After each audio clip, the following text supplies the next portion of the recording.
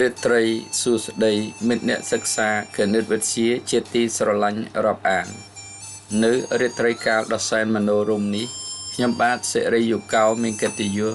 លើកយកគណិតវិទ្យាមកបង្ហាញដូច្នេះសូមរីករាយសិក្សាទាំងអស់គ្នាដូចតទៅលំហាត់ទី10 3 ស្វ័យគុណ x បូក 3 ស្វ័យគុណ x ស្មើ54 3 ស្វ័យគុណ x បូក 3 ស្វ័យគុណ x ស្មើនឹង2គុណឲ្យ3ស្វ័យគុណ x មានន័យថា 3 ស្វ័យគុណ x 2 ដងស្មើនឹង54យើងទាញលេខ2មកអង្គទី2នៅអង្គទី1គុណមកអង្គទី2ចែក54ចែកឲ្យ2ស្មើ27អង្គទី1នៅសល់3ស្វ័យគុណ x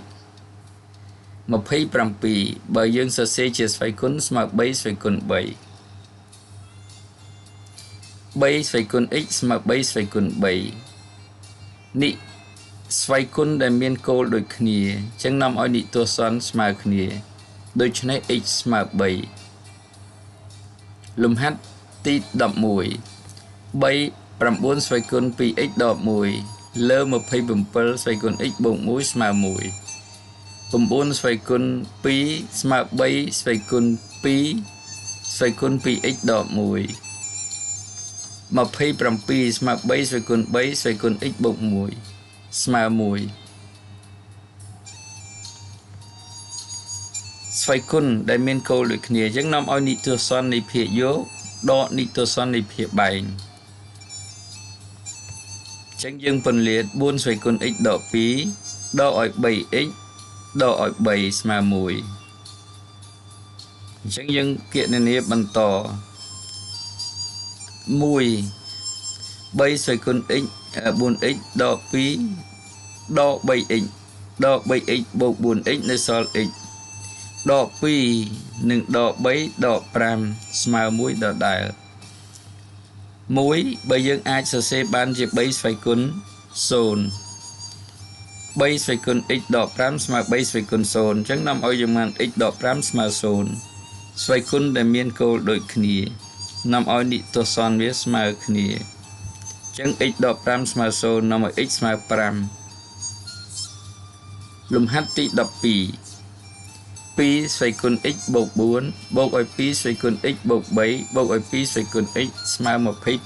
25យើងទាញ2ស្វ័យគុណ x 2ស្វ័យគុណ x បូក4មានន័យថាស្មើនឹង2ស្វ័យគុណ x គុណនឹង2ស្វ័យគុណ4 2ស្វ័យគុណ x គុណនឹង2ស្វ័យគុណ3 2ស្វ័យគុណ x ស្មើ25យើងអាចពិនិត្យមើលបន្តសិន2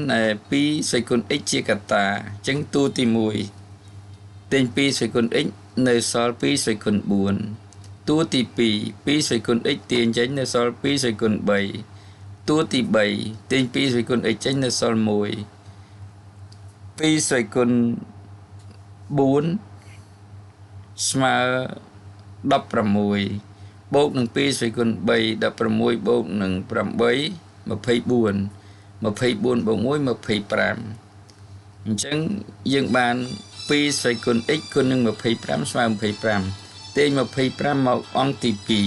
25ចែក25ស្មើ1 2ស្វ័យគុណ x ស្មើ